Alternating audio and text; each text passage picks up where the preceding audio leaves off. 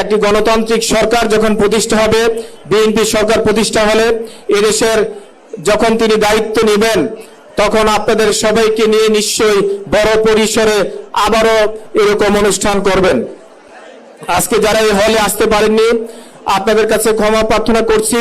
ভবিষ্যতে ইনশাল্লাহ আরো বড় জায়গায় সবাই একত্রিতভাবে আমাদের দলের চেয়ারম্যান, বাংলাদেশের ভবিষ্যৎ প্রধানমন্ত্রী জনাব তারেক রহমানকে নিয়ে আমরা এই ধরনের অনুষ্ঠান আরো করব।